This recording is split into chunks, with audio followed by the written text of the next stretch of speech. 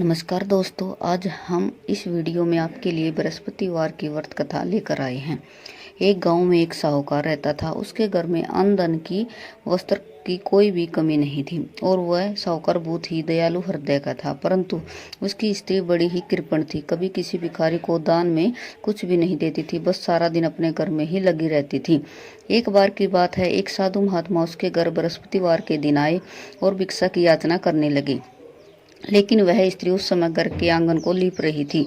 इस कारण वह साधु महाराज से कहने लगी, महाराज, इस समय तो मैं घर को लीप रही हूँ, फिर किसी समय आना, इस समय मैं कुछ नहीं दे सकती। फिर साधु महात्मा वहां से चले गए।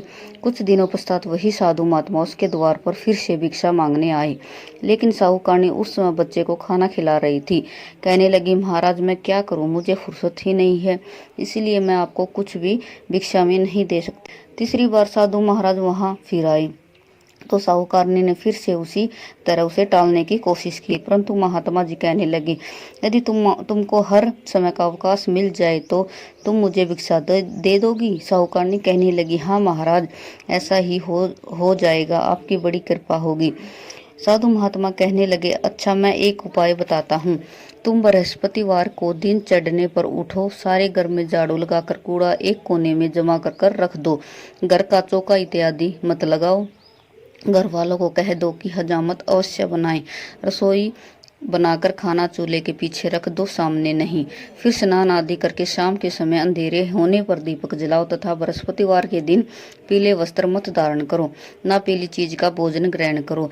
यदि तुम ऐसा करोगी तो तुमको घर का कोई काम नहीं करना पड़ेगा, तुमको अवकाश ही अवकाश हो जाएगा।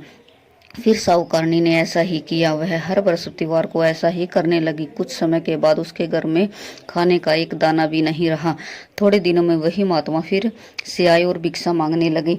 परंतु साहूकारनी ने कहा, महाराज, मेरे घर में खाने के लिए अन्न का एक भी दाना भी नहीं है, मैं आपको क्या दे सकती हूँ। तब महात्मा ने कहा, जब तुम्हारे पास सब कुछ था तब भी तुम कुछ नहीं देती थी, और अब तुम्हारा अवकाश है तब भी तुम कुछ नहीं दे रही हो, तुम चाहती क्या हो।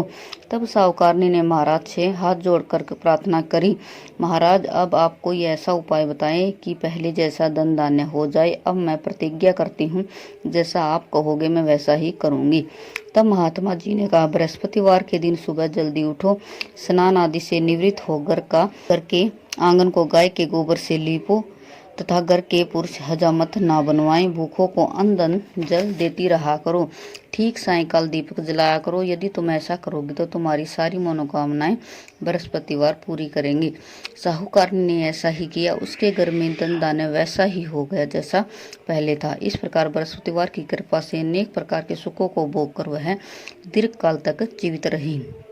ओम नमो भगवते वासुदेवाय नमः। आपको मेरी कथा कैसी लगी कमेंट करके जरूर बताएं, और मेरे चैनल पर यदि आप नए हो तो मेरे चैनल को सब्सक्राइब करें। धन्यवाद।